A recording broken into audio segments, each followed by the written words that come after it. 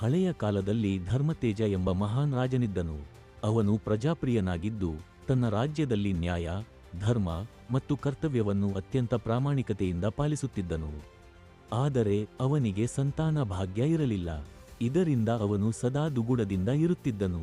ಒಂದು ದಿನ ರಾಜನು ಒಂದು ದೊಡ್ಡ ಯಾತ್ರೆಗೆ ತೆರಳಿ ತನ್ನ ಜೀವನದ ಅರ್ಥವನ್ನು ಹುಡುಕಲು ಹೊರಟನು. ಈ ಪ್ರಯಾಣದಲ್ಲಿ ಅವನು ದೇವಿ ಕಲ್ಯಾಣಿಯ ದೇವಾಲಯಕ್ಕೆ ತಲುಪಿದನು. ಅಲ್ಲಿ ತಪಸ್ವಿ ಋಷಿಯೊಬ್ಬನು ಅವನನ್ನು ನೋಡುತ್ತಾ, ಏಕೆ ರಾಜನೇ, ನಿನ್ನ ಮನಸ್ಸು ಭಾರವಾಗಿದೆಯಾ ಎಂದು ಕೇಳಿದನು. ರಾಜನು ತನ್ನ ಹೃದಯದ ವ್ಯಥೆಯನ್ನು ತಿಳಿಸಿದನು.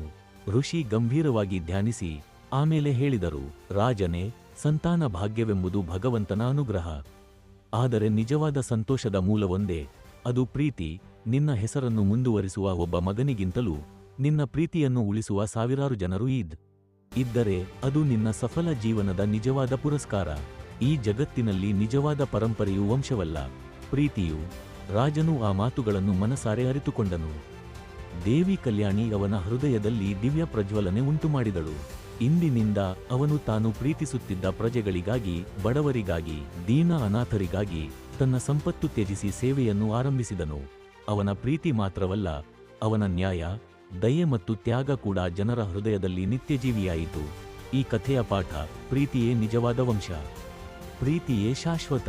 ಪ್ರೀತಿಯಿಂದ ಬದುಕಿದವರ ಹೆಸರೇ ಯುಗಯುಗಾಂತರಕ್ಕೂ ಜೀವಿಸುತ್ತದೆ.